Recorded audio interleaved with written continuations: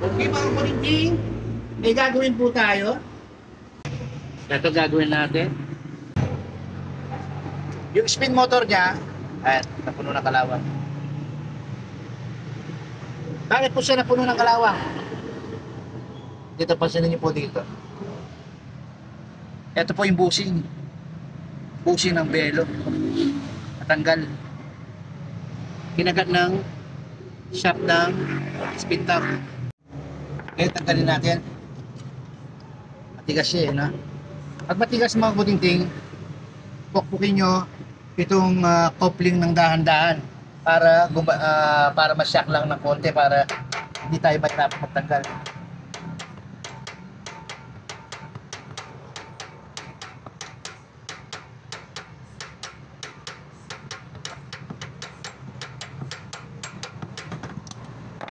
Ito yung bushing niya. No? Nagkagatan sila. Kaya nangyari mga butingting, dahil natanggal yung bushing, yung tubig nung sa loob ng ating dryer, lumabas. Dito siya lumabas kasi malaki na yung siwag niya. No? Kaya nabasa ang ating spin motor. Kasi sabi ng mayari, ginagamit daw niya. Tapos ng mga ilang araw, umaandar naman daw, tapos biglang hindi na umaandar. Yan nga po naging senyales. Yung pinakauli niyang gamit, doon na siya bumigay. Kaya hindi niya alam na, akala niya simpleng problema lang ang nangyari sa kanyang spinner. Hindi niya alam, ito na yung nangyari sa kanyang spinner. Ito po ang naging dahilan kaya nasira po ang spin motor. Ngayon tatanggalin natin ang belo. Pupukin po natin dito.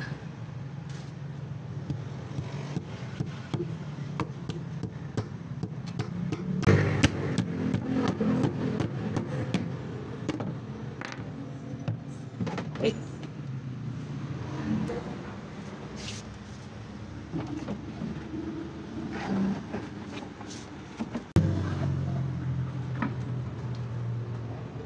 Kaya maglalagay tayo ng lagis dito.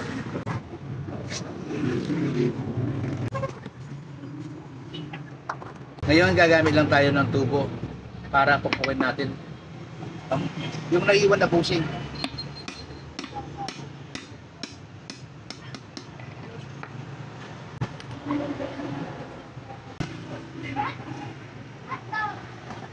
Ngayon tatanggalin na natin ito. Okay, tanggalin natin. Okay, tanggal na. Tapos to, linisin natin muna ng papel de liha. Ito mapulitin yun, 1,000. Yung number ng ating liha.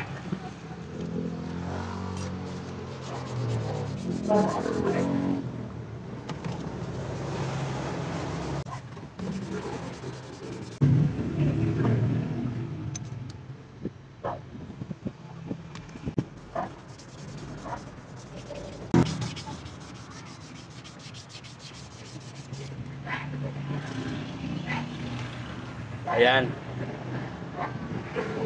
Wala siyang gasgas. Ibig sabihin pwede pang gamitin ang kanyang spin top. Pero mga kaputiting, pag ang sa inyo may gasgas na ang shaft ng inyong spin top, meron siyang nakauka kahit konti, yung kahit manipis na uka lang, huwag niyo nang gagamitin ang inyong spin top, palitan niyo kasi yun doon na magsisimula yung problema, no? Doon sa shaft ng inyong spin top. Kasi yung nakauka na yon sa inyong shaft, doon natatagas yung tubig kasi meron na siyang uka. Kaya mas maganda, huwag nyo nang gagamitin pag may uka na o may gasgas na yung malalim na gasgas ha. Pero kung okay lang, kung hindi naman siya masyadong malalim, pwede pang abulin sa papel de liha, mas maganda. Ang sa akin lang mabutinding, pag meron na siyang malaking gasgas at meron na siyang uka, huwag nyo na pong gagamitin. Palitan nyo ang inyong spin top. Okay? Nagpalit na tayo ng belo. Okay, ito yung bago natin.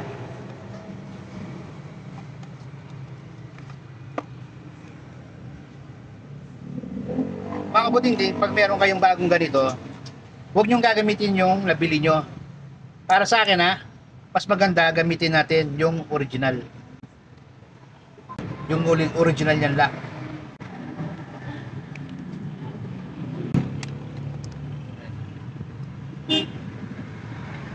Parehas na parehas no? Yung dito, tsaka yung dito niya no? Meron siyang uka dito no? Ang tatak nitong washing machine, Eurotech no? Eurotech yan. Pero ang ginamit niyang belo, National belo ang ginamit niya. Ngayon ito ibabalik natin. Pero bago, ako naman, ang diskarte ko naman dito, mga butiting, ganito naman, sa akin, ito yung ginagawa ko. Para hindi matanggal yung bushing, ang ginagawa ko, tinatali ko ng alambre. May nagsasabi, ba't tinatali mo ng alambre? Baka masugat yung goma. Hindi po masusugat yung goma. Nasa paggawa po yan, kung paano nyo ilalagay yung alambre. Siyempre, kailangan, pag naglagay tayo ng alambre, ayusin natin ang pagkakalagay niya. Hindi yung basta-basta lagay lang. Tapos ayusin natin yung hindi masyadong lapat na alambre. Kailangan ilapat natin ng maayos.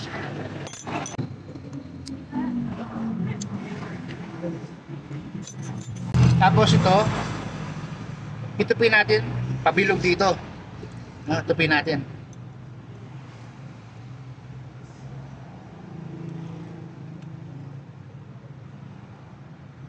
Tapos ayusin natin ang pagkalapat niya. Yun. Yan. Dapat siya sa pagkabilog ng goma. Tapos, ang gagawin pa natin dito, lalagyan natin ng rugby dito at maglalagay din tayo ng rugby dito. Tapos patuloy lang natin ng konti bago natin ilagay. Paglalagay tayo ng rugby, ako naman may technique ako dito sa rugby, mga butintig. Ang ginagawa ko, pagkabili ko, pinapasingaw ko. No? Tapos pag isang araw na nakasingaw ng ganyan, walang takip, gagawin ko, haluin ko ganyan, balik-balik ko, hanggang sa magkahalo-halo na naman siya. Tapos bubuksan ko na naman, 4 na araw na sunod-sunod kong ginagawa yun hanggang sa lumapot yung ating rugby. Kasi gusto ko malapot. Kasi pag malabnaw, ang gagamitin nating rugby sa ating mga nilalagay na belo, hindi po siya masyadong maraming katawan. Kaya ginagawa ko, pinapalapot ko. Ayun na, medyo malapot na siya. No? Ngayon, lagay na natin yung original niya lock.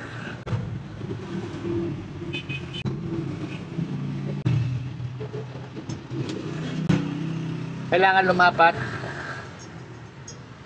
kasi ito, mabuting ngayon ha. Ito meron naka-usli dito ha? Itong lock natin. Ito naman meron siyang ayan dito, ayan ha. Dapat itong sa grill na to, papasok natin yung naka-usli dito. Papasok natin ng maayos na ganyan ha? Kasi doon siya, yun ang pinaka-stopper niya para hindi siya gagalaw, para maipit siya ng maayos ha? Yan ang meron po technique yan, hindi lang basta nilalagay yan. Ayun, yan po yung ginawa natin dito. Ayan o. Ganda ng lapat o. Nakapasok talaga. Makikita mo nakapasok talaga makikita mo. Wala siyang lukot, no? Hindi lukot yung goma. Tapos lalagyan na natin ng rugby dito.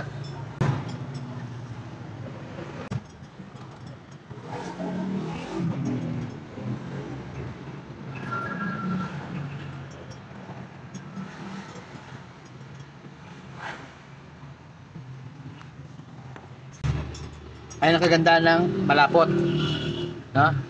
Meron na siya rugby pero hindi siya tumatagas dito. Kaya gustong-gusto ko medyo malapot yung rugby para wala siyang tagas, no?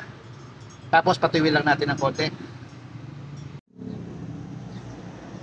Okay, lagyan natin sa loob ng ating dryer.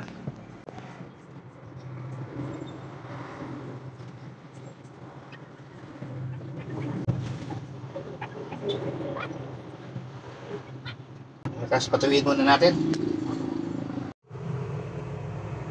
Okay, medyo tuyo ng ating rugby. Lalagyan natin ng ating belo. Tapos tomba natin. Dalawa ang gagawa nito. Isang tagahawak ng belo at saka isa yung naglalak sa belo. Okay? Okay, ito na yung ating belo. Gagamit lang tayong dalawang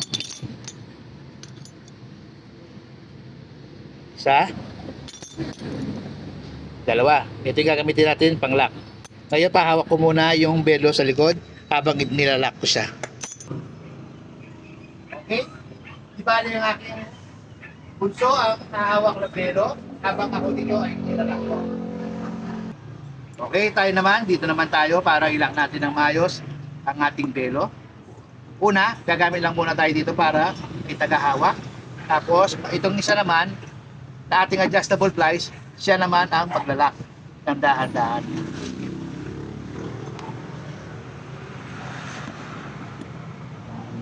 Ayun. Nakita niyo mga puting-ting? Palagay na natin. Tapos ayusin lang natin.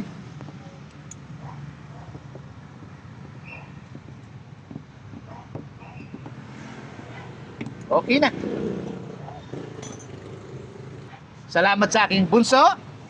Salamat sa pagtulong. Yan ang kagandahan pagbakasyon mga puting-ting. Nakakatulong na ang bunso ko sa paggawa-gawa ko po dito sa ating shop. Okay, dito naman tayo. Maglalagay naman tayo ng speed motor.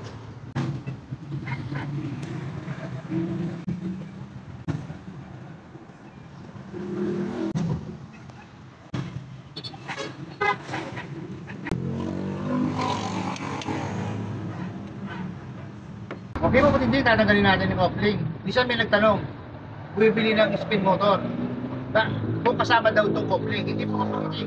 Iba ang spin motor, iba ang coupling. Iba, pagka hindi sila parehas, hindi po sila sabayan na binibili. Pagkaiwalay po silang binibili. Kaya tanggalin natin ang kanyang coupling.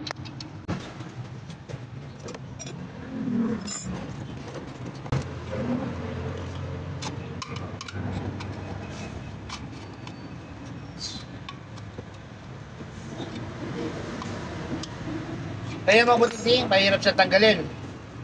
Ako naman, ang ginagawa kong technique, gumagamit po ako ng ganito. Gunting.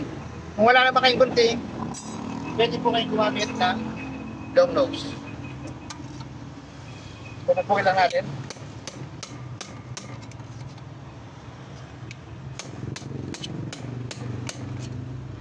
Ito naman, gunting naman kunyari gagamitin natin. Kunyari gunting.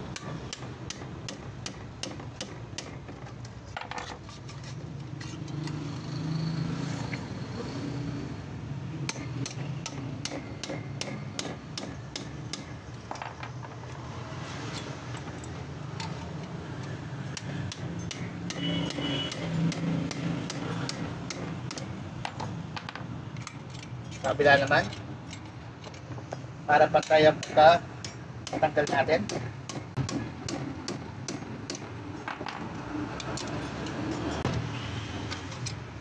Okay, dito naman tayo. Tanggalin muna natin to. Kaya angat lang natin ng konti dito. Okay, angat lang natin ng konti. Dito naman tayo.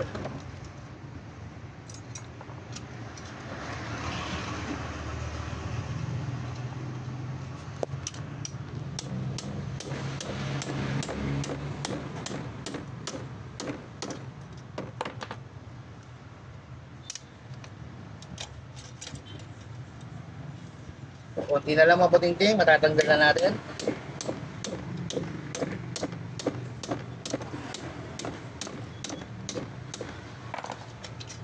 Okay, maangat na siya. Ngayon, ito naman gamitin natin. Ito naman.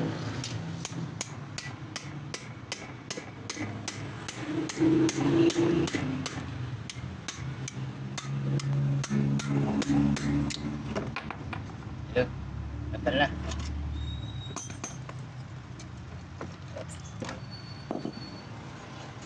Ngayon, lalagay natin to. Itong may screw, lalagay natin dito sa meron siyang plug dito sa ating shaft na. Lagay na natin. Ayan na. Pero, lagay muna natin itong preno. Hindi nga lang, sobrang higpit niya, hindi pwede, no? Ayaw matanggal. At saka pangalawa, hindi siya lumalapat sa mounting niya. Ating tornilyo niya.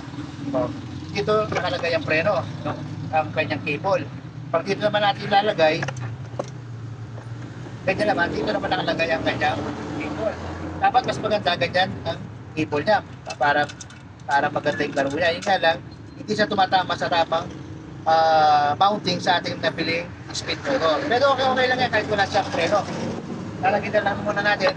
Maglalagay lang na tayo dito ng tarpaulin para pagdating ng araw, kung tumulo man uli yung belo, may konting protection ng ating speed motor. Maglalagay tayo ng tarpaulin. Itong ating tarpaulin, okay na natin. Maglagay lang ako ng palit na butas doon. Kasi kailangan natin ng protection para pag dumating man ang araw na tumulo itong gear keys na to, itong gear keys na to, tumulo, tumagas, ngayon yung talsik ng tubig, hindi magkakaroon ng protection ng ating speed motor, hindi siya mababasa. No? Kailangan lagyan natin ang ginagawa natin, lagyan natin ng protection para tumagal yung buhay ng ating speed motor. Kasi pag hindi tumagal ang buhay ng ating speed motor at mabilis siyang at agad siyang nasira, lugi tayo mga kapatid kasi obligado natin palitan yan. Kasi siyempre, ginawa natin, nagamit lang na yung 2 buwan. Ako dito, kapag nagamit ng 2 buwan, wala akong magagawa kundi palitan yung speed motor na nasira. Kasi para hindi ako masira sa mga customer. Kahit malugi na ako, okay lang. Kaya ginagawa ko, nilalagyan ko ng protection. Para kahit na mapasa siya, hindi siya agad masisira. Ganun ang ginagawa ko, kuliting ha.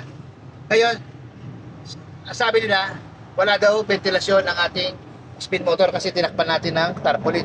Hindi pa puti ngayon, no? Ayan, open siya rito. Dito open yan. Dito sisigaw ang init ng ating speed motor.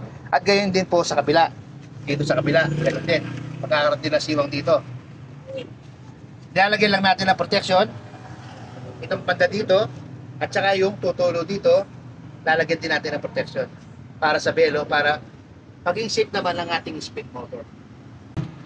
Ito mga kapatid, nirarugby ko para hindi siya gumalaw pag kumaandar na ang ating speed motor. Lalagay lang tayo ng 3.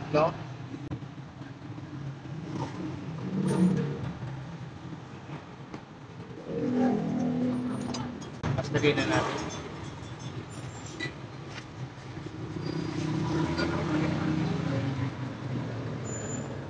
Dinidikit natin para hindi siya gumalaw.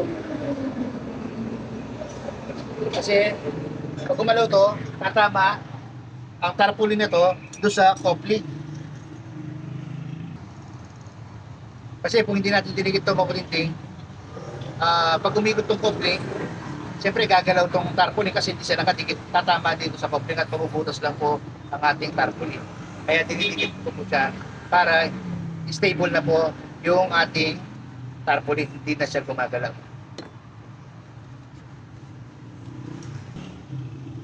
Okay, lalagyan na natin ang coupling. Yung may screw dito sa may flat.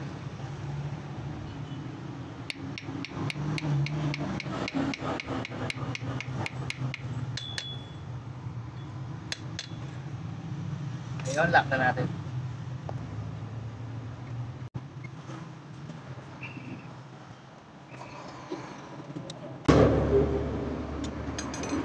Okay, assemble na natin mga puting-ting.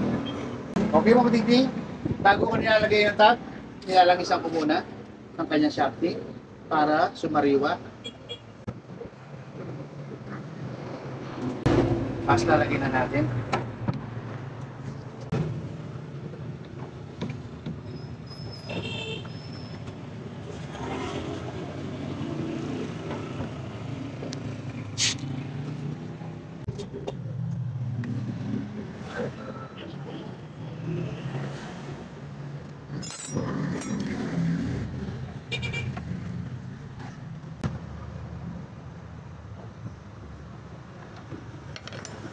Ayan, ganito pag-wiring ng spin motor na bago. Pag spin motor na bago, ang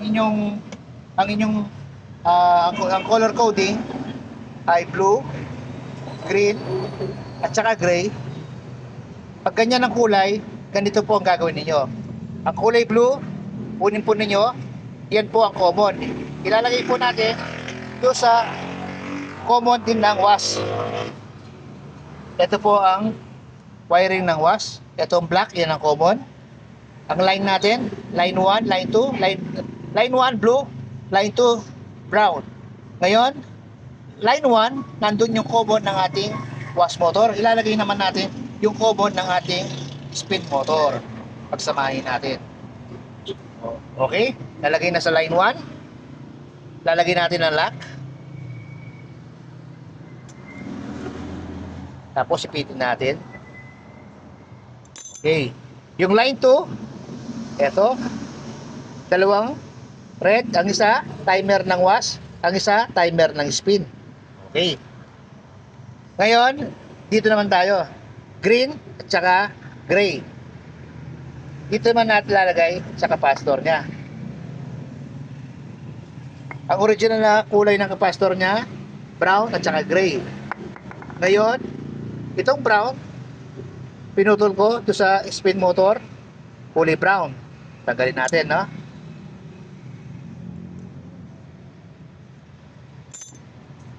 Doon sa lumang motor, kulay brown ang ating wire. Ngayon, ilalagay natin, dito naman ay kulay green siya.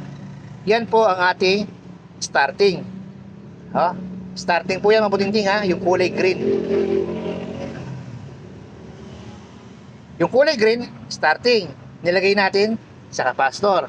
Okay na yan. Lagyan na natin uli ang lock niya.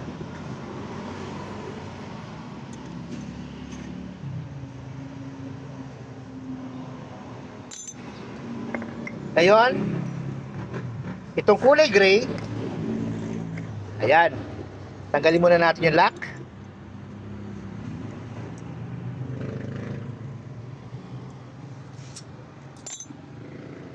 Yan naman ang ating running. Kukunin natin yung kulay gray. Pagsama natin sa capacitor.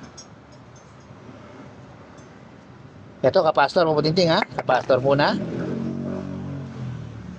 Tapos lalagyan natin ng line. Galing to sa timer ng spin. Bumaba siya. Ilalagay natin sa capacitor at saka sa running ng ating spin motor. Tapos lagay na natin yung lock. Tapos ipitin na natin. Okay, plug in na natin. Tapos timer natin.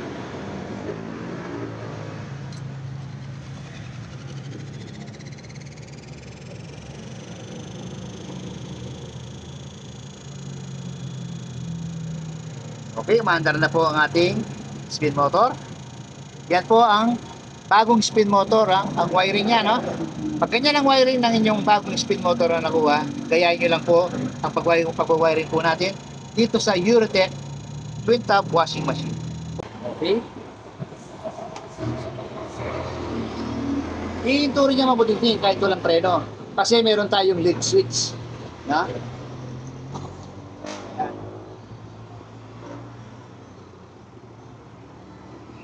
Right? Hindi lang po siya kagaya ng dati na pag binuksan mo, preno agad. Ito, medyo matagal ng konti, pero iinto rin siya mabuting. Tapos, paandar natin lang. Pag binaan natin ng lead switch, agad na po yan.